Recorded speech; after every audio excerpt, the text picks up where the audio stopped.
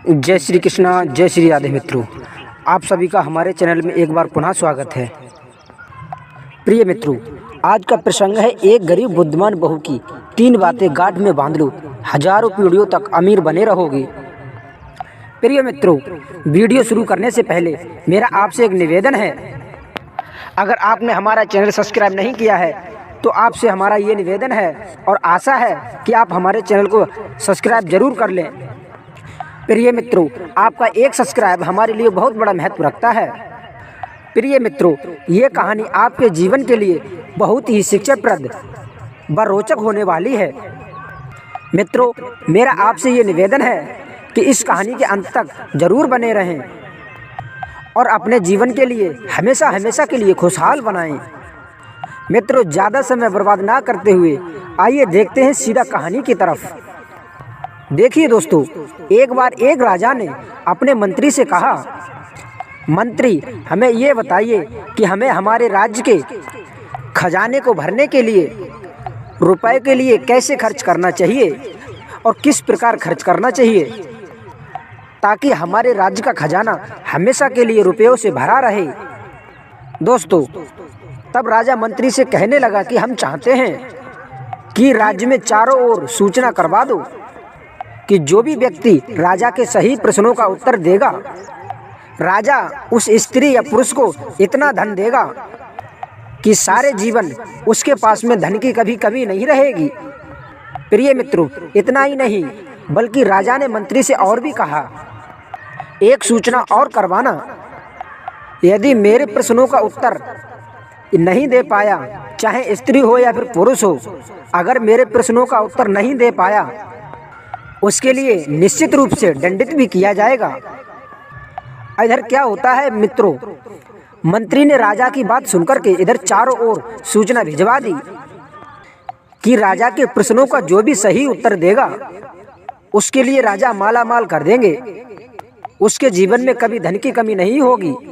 और यदि स्त्री हो या पुरुष हो, राजा के प्रश्नों का उत्तर नहीं दे पाया तो उस व्यक्ति के लिए दंडित भी किया जाएगा। प्रिय मित्रों, यह सूचना पाकर के राज्य के लोगों ने यह विचार किया, यदि कहीं राजा के प्रश्नों का सही उत्तर नहीं दे सके तो सबके लिए सजा भोगनी पड़ेगी। प्रिय मित्रों, राजा के इस भय के वजह से राजा के दरबार में राजा के प्रश्नों का उत्तर देने के लिए केवल एक गरीब बहू पहुंची। लेकिन मित्रों, ध्यान रखना, वो स्त्री गरीब भले ही थी, लेकिन मित्रों वह स्त्री बहुत ही ज्यादा बुद्धिमान थी। अब दोस्तों, राजा ने जब देखा कि मेरे प्रश्नों का उत्तर देने के लिए राज्य से केवल एक गरीब महिला आई हुई है, तो राजा जो था वह उस गरीब स्त्री से कहने लगा, तुम मेरी बात को ध्यान से सुनो, मैं तुम्हारे लिए 300 सोने के सिक्के देता हूँ और तुम्हारे लिए इन सभी सिक्कों को लिए इस प्रकार खर्च करना है कि 100 सिक्के मुझे इसी जीवन में वापस मिले और बचे बाकी के 100 सिक्के वो आपके लिए इस प्रकार से खर्च करना है कि ना वो 100 सिक्के मुझे इस दुनिया में मिले और ना ही मुझे वह 100 सिक्के दूसरी दुनिया में मिले।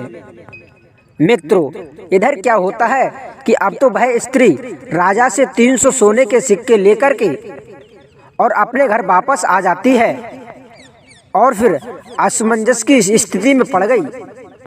अब तो मित्रों उस गरीब स्त्री की रातों की नींद हराम हो गई और फिर अपने मन में सोचने लगी कि अब मैं इन 300 सोने के सिक्कों को किस प्रकार से खर्च करूं जो कि मैं राजा के प्रश्नों का सही जवाब दे पाऊं, नहीं तो राजा मुझे निश्चित रूप से दंडित करेगा। प्रिय मित्रों, इधर वह स्त्री काफी विचार करने के बाद में उस स्त्री के लिए एक उपाय सूझा और वह स्त्री अपने घर से उठ करके एक थैले में 300 सोने के सिक्के को लेकर के एक शहर में घूमने लगी। प्रिय मित्रों, वह स्त्री शहर में आने के बाद में उस गरीब स्त्री की नज़र एक अमीर व्यापारी पर पड़ी जो कि अपने बेटे की शादी का जश्न मना रहा था। इधर क्या होता है मित्रों, उस गरीब स्त्री ने अपने झोले से 100 सोने के सिक्के निकाले और उस व्यापारी को दे दिए और कहा यह 100 सिक्के राजा की तरफ से आपकी बेटी की शादी में शुभकामनाओं के तौर पर राजा ने ये 100 सोने के सिक्के आपके लिए भेंट किए हैं। अब तो यह सुनकर के उस व्यापारी को बड़ा ही गर्व महसूस हुआ। वह अमीर सेठ सोचने लगा कि राजा ने इतना महंगा उपहार हमारे लिए भेजा है, और उस सेठ ने उस गरीब स्त्री के लिए बहुत ही ज़्यादा सम्मानित किया और कहने लगा कि तुम राजा का दिया हुआ उपहार हमारे तक पहुंचाने के लिए आई हो, इसलिए हम खुश होकर के तुम्हारे लिए रुपए से भरा हुआ एक थैला देते हैं। जाओ, इन रुपए से तुम अपने जीवन के लिए खुशहाल जीना। अब दोस्तों इधर क्या होता है कि वह स्त्री जो थी व्यापारी से रुपए से भरा हुआ बैग लेकर के वहाँ से चल देती है। तो फिर उसने आगे जाते पर क्या देखा कि रास्ते में सड़क के किनारे पर कुछ गरीब व्यक्ति पड़े हुए हैं, जिनके पास में पेट भरने के लिए रुपए नहीं हैं। अब इधर क्या होता है कि वह गरीब स्त्री ने थैले में से 100 सोने के सिक्के निकाले और सब गरीब व्यक्तियों के पास में जाकर के उनके लिए वह 100 सोने के सिक्के बांट दिए। अब दोस्तों वह गरीब स्त्री जो थी वह आगे के लिए निकलती है, तो वह क्या देखती है कि एक वेश्या एक स्थान पर नृत्य कर रही है। इधर क्या होता है दोस्तों, वह गरीब स्त्री उस वेश्या के पास में पहुंच जाती है और फिर अपने थैले से 100 सोने के सिक्के निकाल करके उस वेश्या के ऊपर न्यौछावर कर देती है। और फिर वह गरीब स्त्री फिर मंत्री के पास में जाती है और कहने लगती है कि मैंने राजा के दिए गए 300 सोने के सिक्कों को सही जगह पर खर्च किया है।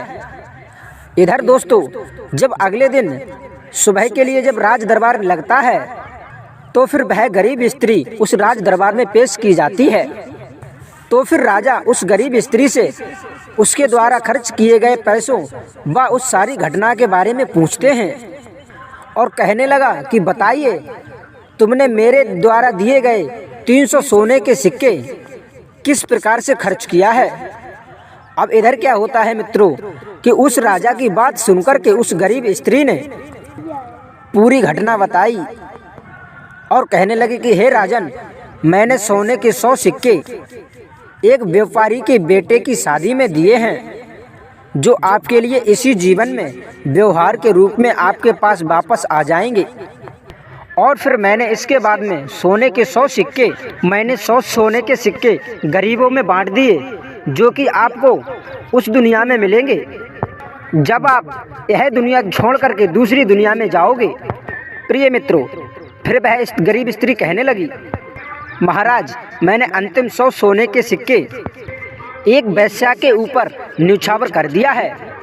वह 100 सोने के सिक्के आपको ना तो यहाँ मिलेंगे और ना तो वहाँ मिलेंगे। जब आप दूसरी दुनिया में जाएंगे तब भी नहीं मिलेंगे, और अभी आप यहाँ पर हो फिर भी नहीं मिलेंगे। मित्रों, राजा जो था वह गरीब स्त्री की बात सुनकर के उस गरीब स्त्री से इतना ज़्यादा प्रसन्न था कि राजा ने उस गरीब स्त्री को इतना सारा धन दिया कि उसका सारा जीवन खुशहाल हो गया। प्रिय मित्रों, इस कहानी से हमारे लिए ये सीख मिलती है कि नेक काम या दान में खर्च किया गया धन ईश्वर के आशीर्वाद में परिवर्तित हो जाता है और उसका फल हमारे लिए अवश्य मिलता है। ऐशो आराम और गलत कार्यों में खर्च किया गया पैसा कभी भी हमारे काम नहीं आता, ना ही वो इस लोक में काम आता है और ना ही वह उस लोक में काम आता है।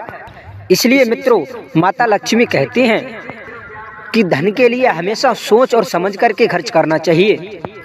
जो भी व्यक्ति धन का सदुपयोग करते हैं उनके जीवन में हमेशा ही खुशहाली बनी रहती है और हमेशा ही लक्ष्मी मैया की उनके ऊपर कृपा बनी रहती है।